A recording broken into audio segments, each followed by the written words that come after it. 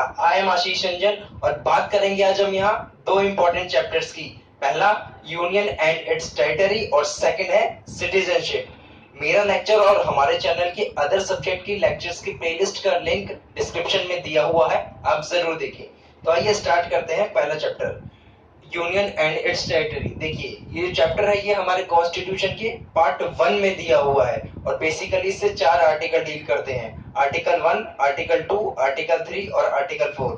तो आइए देखते हैं। सबसे पहले आता है हमारा आर्टिकल 1। तो आर्टिकल 1 जो है वो क्या कहता है कि इंडिया जो है वो यूनियन ऑफ स्टेट है, ना कि फेडरेशन ऑफ स्टेट। डिफरेंस क्या है दोनों में? देखिए इंडिया का जो यूनियन ऑफ स्टेट कहा गया है वो क्यों कहा गया है? क्योंकि इंडिया के जो स्टेट्स हैं, जितने भी राज्य हैं, वो किसी एग्रीमेंट के तहत नहीं आए हैं और इसमें जो जितने भी राज्य हैं उनके पास सीसीड का राइट नहीं है। सीसीड का राइट होने से मतलब क्या है यहाँ पे कि वो इंडिया से बाहर नहीं जा सकते अपनी मर्जी से, कि कोई राज्य अपनी मर्जी से बाहर कोई अलग देश बनना चाहे तो ऐसा नहीं हो सकता। जैसे कि अमेरिका में होता है। अमेरिका में क्या होता है कि उनके पास सीसीड का राइट होता है और वहां पे फेडरेशन ऑफ स्टेट होता है। देखिए और इंडिया का आर्टिकल में एक और चीज आती है कि देखिए कॉन्स्टिट्यूएंट असेंबली जो थी हमारी, वो हमारे कंट्री के नेम को लेकर के वहां पे काफी ज्यादा डिस्कशन हुए थे और कई सारे सजेशंस दिए गए थे कॉन्स्टिट्यूएंट असेंबली के मेंबर के द्वारा। तो दो सजेशन वहां पे निकल के आए थे कि जो नाम है हमारे कंट्री का वो दो टाइप में नाम रखा जाएगा, या तो मॉडर्न नेम होगा जैसे कि इंडिया हो गया, और या तो ट्रेडिशनल नेम भारत रखा जाएगा। तो इन दोनों में यूनानिमिटी कोई सहमति बनी नहीं थी, तो दोनों नाम हमने चूज कर ली, इंडिया और भारत। तो तब से इंडिया और भारत कहा जाने लगा। सेकंड आता है हमारा आर्टिकल 2। आर्टिकल 2 का कहता है कि ये पार्लियामेंट को ना पावर देता है एडमिट करने की और एस्टैब्लिश करने की। क्या एडमिट और एस्टैब्लिश करने की? न्यू स्टेट को एडमिट और एस्टैब्लिश करने की पावर देता है। मीन्स की एडमिट किया जाएगा कि जो स्टेट एग्जिस्ट कर रहे हैं ऑलरेडी, उनको एडमिट शामिल किया जाएगा यूनियन ऑफ इंडिया में।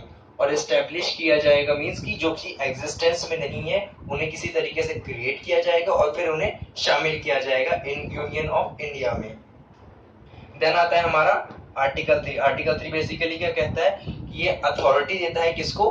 पार्लियामेंट को अथॉरिटी देता है। ध्यान दीजिएगा, ये अथॉरिटी देता है पार्लियामेंट को। कौन सी अथॉरिटी देता है?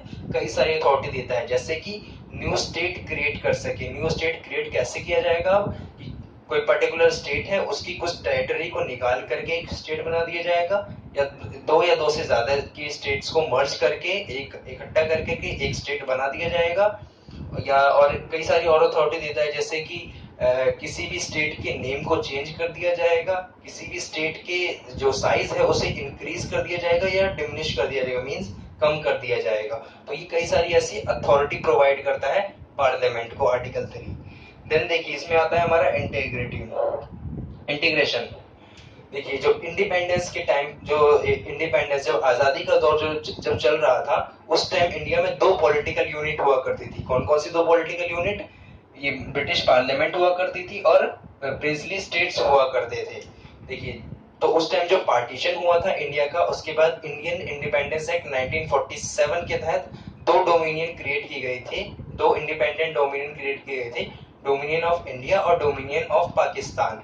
तो उस टाइम जो टोटल प्रिंसली स्टेट्स हुआ करते थे 552 हुआ करते थे, 552 हुआ करते थे। तो इनको तीन ऑप्शन दिए गए थे। तीन ऑप्शन कौन कौन से थे वो? कि या तो वो डोमिनियन ऑफ इंडिया में रह सकते थे, या डोमिनियन ऑफ पाकिस्तान में जा सकते थे, या तो वो इंडिपेंडेंट रह सकते थे। तो 552 में से 549 थे, उन्होंने डिसाइड किया कि वो इंडिया में शामिल हो जाएंगे, और जो तीन थे उन्होंने मना कर दिया शामिल होने से इंडिया में। तो यहाँ पे इन तीन के नाम जान लेना जरूरी है, कई बार क्वेश्चन पूछ देता है। वो तीन कौन से राज्य थे जिन्होंने मना कर दिया इंडिया में शामिल होने से? वो थे जूनागढ़, हैदराबाद और कश्मीर। ये तीन राज्य थे जिन्होंने मना कर दिया था। हालांकि बाद में इन तीनों राज्यों को भी शामिल कर लिया गया यूनियन ऑफ इंडिया में। देखिए उसके बाद क्या आता है यहाँ पे, धार कमीशन एंड जेवीपी। देखिए इंडिया में जब ये नेसेसिट होने के बाद में ना, इंडिया के जो पर्टिकुलरली साउथ रीजन की बात करूं तो वहां से कई ज्यादा डिमांड आने लगी। कैसी डिमांड आने लगी? कि उस टाइम बहुत सारे रीजन हुआ करते थे इंडिया में और कई सारे डिफरेंट लैंग्वेजेस हुआ करते थे। तो साउथ इंडिया में बेसिकली डिमांड उठने लगी कि लिंग्विस्टिक बेसिस पे, मींस लैंग्वेज के बेसिस पे रीऑर्गेनाइजेशन किया जाए स्टेट्स का। तो इसके लिए गवर्नमेंट ऑफ इंडिया ने एक धार कमीशन बनाई थी जिसके चेयरमैन थे एस के धार। नाम पे ध्यान दीजिएगा यहाँ पे, एस के धार, जो कि धार कमीशन के चेयरमैन थे। तो उन्होंने अपनी रिपोर्ट सबमिट की गवर्नमेंट ऑफ इंडिया को। तो उसमें उन्होंने कहा कि रीऑर्गेनाइजेशन किया जाएगा स्टेट का, लेकिन लिंग्विस्टिक बेस पे नहीं किया जाएगा, एडमिनिस्ट्रेटिव बेसिस पे किया जाएगा। तो हुआ क्या कि इस कमीशन के, एस के धार कमीशन से गवर्नमेंट ऑफ इंडिया सेटिस्फाई नहीं हुई थी। तो उसके लिए दोबारा एक कमेटी बनाई गई, जेवीपी कमेटी बना दी गई। तो जेवीपी कमेटी से मतलब क्या है यहाँ पे, जे यहाँ पे है जवाहरलाल नेहरू जी के लिए, वी फॉर वल्लभ भाई पटेल, पी से पट्टाभी सीतारमैया, ये 3 मेंबर्स की कमेटी बनाई गई थी। इन्होंने रिसर्च किया और इन्होंने भी अपनी रिपोर्ट सबमिट की। तो इन्होंने भी उस लिंग्विस्टिक जो डिमांड कर रहे थे साउथ इंडिया के, तो उस डिमांड को रिजेक्ट कर दिया गया और उन्होंने कहा कि नहीं, लिंग्विस्टिक बेस पे रीऑर्गेनाइजेशन नहीं किया जाएगा। हालांकि गवर्नमेंट ऑफ इंडिया को फोर्स किया गया और एक नया लिंग्विस्टिक स्टेट, पहला लिंग्विस्टिक स्टेट बना दिया गया। वो कौन सा लिंग्विस्टिक स्टेट था? आंध्र स्टेट था, जो कि बना दिया गया था। तो वो बना दिया गया। उसके बाद क्या हुआ कि वो बनाने के बाद इंडिया के अदर रीजन्स में भी डिमांड उठने लगे कि हमें भी लिंग्विस्टिक बेस पे रीऑर्गेनाइजेशन किया जाना चाहिए। तो इसके लिए एक और कमेटी बनाई गई। वो कमेटी कौन सी थी? वो थी फजल कमीशन थी। तो फजल कमीशन ने, इसमें भी 3 मेंबर थे। तो इसमें इन्होंने काफी ज्यादा रिसर्च की और बाद में इन्होंने अपनी रिपोर्ट सबमिट की। तो इन्होंने माना कि लिंग्विस्टिक बेस पे रीऑर्गेनाइजेशन किया जा सकता है स्टेट का। तो इन्होंने जब ये मान लिया तो बहुत ज्यादा रीऑर्गेनाइजेशन हुआ था इंडिया के अंदर। कई सारे स्टेट्स क्रिएट किए गए थे और यूनियन टेरिटरी भी कई तरह किए गए थे। लेकिन सबसे ज्यादा जो हुआ था, मेजर चेंज आया था, वो 1956, ये याद रखिए, 1956 के बाद बहुत सारे न्यू स्टेट और यूनियन टेरिटरीज बनाए गए थे। तो उसमें से कई सारे ऐसे हैं, जैसे कि देखिए बॉम्बे, जो उस टाइम बिलिंगुअल स्टेट हुआ करता था, इसमें बेसिकली दो लैंग्वेज बोली जाती थी। एक मराठी लैंग्वेज हुआ करती थी और एक गुजराती लैंग्वेज हुआ करती थी। तो जो लोग मराठी बोलते थे उनके लिए महाराष्ट्र बना दिया गया, और जो गुजराती बोलते थे उनके लिए गुजरात बना दिया गया। 2 सेपरेट स्टेट बना दिए गए।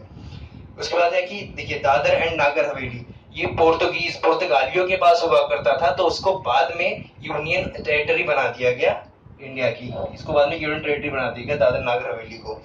देन देखिए इसमें कई सारे जो रिऑर्गेनाइजेशन किया था इसमें किया था मध्य प्रदेश, एमपी, जो मध्य प्रदेश से निकल के क्या आया था? छत्तीसगढ़ आया था हमारा। उत्तर प्रदेश से निकल के उत्तराखंड आया था। बिहार से निकल के झारखंड आया था। ये 2000 ईस्वी 2000 ईयर में आया था। और लास्ट जो हमारा 29वां राज्य आया है वो कौन सा है? तेलंगाना। ये कहां से निकल के आया है? ये आंध्र प्रदेश से निकल के आया है। तो ये बेसिकली ये था हमारा। और फिर बाद में हुआ क्या कि बाद में कई सारे नाम भी चेंज किए गए, जैसे कि उड़ीसा को उड़ीसा का नाम चेंज कर दिया गया। तमिलनाडु, मद्रास को तमिलनाडु चेंज कर दिया गया। 1992 में यूनियन टेरिटरी ऑफ दिल्ली जो थी उसका नाम चेंज करके एनसीटी ऑफ दिल्ली कर दिया गया। National capital territory of Delhi कर दिया गया। तो ये था यूनियन एंड इट्स टेरिटरी। और टोटल जो, देखिए डेटा और बता दूं मैं आपको इम्पोर्टेंट यहाँ पे, कि टोटल जो प्रेजेंट में आज के टाइम में इंडिया में 29 राज्य हैं और टोटल 7 यूनियन टेरिटरीज है जो कि एग्जिस्ट करती है। तो ये था फर्स्ट चैप्टर हमारा, यूनियन एंड इट्स टेरिटरी। अब आइए सेकंड चैप्टर देखते हैं जो कि है सिटीजनशिप।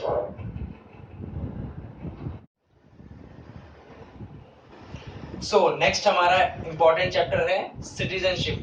बेसिकली ये कॉन्स्टिट्यूशन के पार्ट सेकंड में आता है और इससे आर्टिकल 5 टू आर्टिकल 11 डील करते हैं। तो इसमें बेसिकली होता क्या है, देखिए इंडिया जो है इसमें 2 टाइप के लोग रहते हैं। कौन कौन से 2 टाइप के लोग रहते हैं? पहले सिटीजन्स और दूसरे एलियंस। सिटीजन्स वो लोग होते हैं जिनके पास सिविल और पॉलिटिकल राइट होता है, जो कि एंजॉय करते हैं सिविल और पॉलिटिकल राइट को। जबकि एलियंस जो होते हैं उनके पास ऐसा कोई राइट नहीं होता है। अब एलियंस से मतलब क्या है? एलियंस ये वो लोग नहीं है कि जो दूसरे ग्रह से या कहीं और से आए हैं। एलियंस वो लोग होते हैं जो कि दूसरी कंट्री से आए होते हैं और हमारी कंट्री में रह रहे होते हैं, किसी पर्पज से आए होते हैं। तो देखिए एलियंस जो होते हैं वो 2 टाइप के होते हैं, फ्रेंडली एलियंस और एनिमी एलियंस। अब ये 2 टाइप होते हैं। तो ये क्या होते हैं? फ्रेंडली एलियंस वो लोग होते हैं जिन कंट्री के साथ हमारा अच्छा रिलेशन है, जैसे कि रशिया हो गया या श्रीलंका हो गया या नेपाल हो गया एग्जांपल के तौर पे, तो इन कंट्री के साथ अच्छा रिश्ता है, हमारा रिलेशन है, तो उन कंट्री के लोगों को फ्रेंडली एलियन कहा जाता है। और जो एनिमी एलियन है, जैसे एग्जांपल के तौर पे पाकिस्तान हो गया या चाइना हो गया, तो इन कंट्री के साथ हमारा ये जो लोग होंगे ये एनिमी एलियन कहलाएंगे। तो ये कुछ राइट्स होते हैं जो कि एलियंस को नहीं दिए गए होते हैं, और कुछ सिटीजन्स को, मतलब जो सिटीजन्स ऑफ इंडिया जो होते हैं उनको दिए होते हैं। तो कौन कौन से राइट हैं, जैसे कि कल्चरल और एजुकेशनल राइट हो गया, राइट टू वोट हो गया, या तो राइट अगेंस्ट डिस्क्रिमिनेशन हो गया on ground of caste, religion, race, sex etcetera. तो कई सारे ऐसे राइट्स हैं जो कि सिर्फ सिटीजन्स ऑफ इंडिया एंजॉय करता है, एलियंस के पास नहीं होते हैं। देन देखिए, सिटीजनशिप एक्ट में डिफाइन 1955 में डिफाइन किया हुआ है कि अगर किसी पर्टिकुलर पर्सन को इंडिया की सिटीजनशिप हो, इंडिया का सिटीजन वो होगा तो मतलब किस तरीके से होगा, और लॉस करेगा, इंडिया के सिटीजन है लेकिन वो खो देगा अपनी सिटीजनशिप को, तो वो कैसे। तो आइए देखिए उनके मैं बताता हूँ मैं आपको।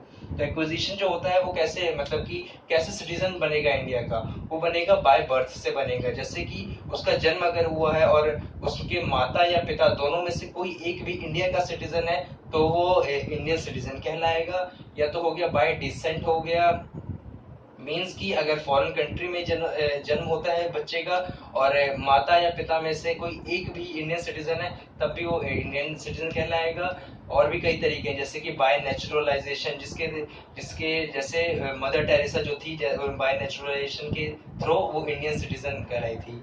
तो और हो गया बाय रजिस्ट्रेशन के थ्रू, जैसे कि किसी के पेरेंट्स ने रजिस्टर करा रखा हो इंडियन सिटीजनशिप में, तो उनका जो बेटा होगा वो भी इंडियन सिटीजन कहलाएगा।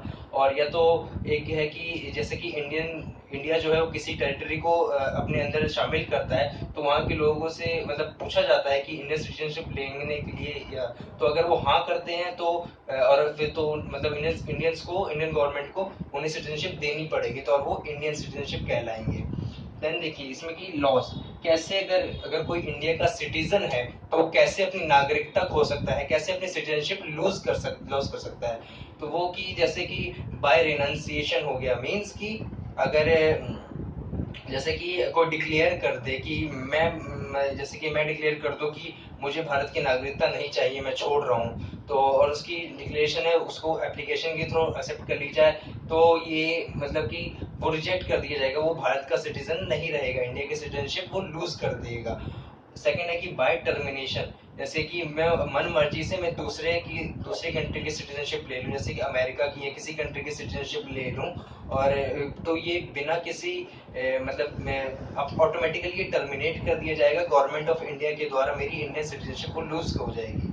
देन है डिप्रीवेशन के थ्रू होता है, जैसे कि मान लीजिए कि मेरा फॉरेन कंट्री के साथ, जैसे कि पाकिस्तान के साथ इंडिया का वॉर चल रहा है, तो या तो मैं कोई इंफॉर्मेशन लीक कर दूं वहां पे इंडिया के रिगार्डिंग, या मैं कुछ अनलॉफुल कर दूं इंडिया से रिलेटेड, इंडिया के हित में ना हो, कुछ अनलॉफुल कर दूं, या फिर कोई मतलब कि उनके साथ ट्रेड करने लग जाऊं एनिमी कंट्री के साथ, तो ये इस तरीके से मेरी जो सिटीजनशिप है वो लूज हो जाएगी। तो इस तरीके से तरीके थे जिसकी इंडियन सिटीजन को ली जा सकती थी और उसे लूज किया जा सकता था।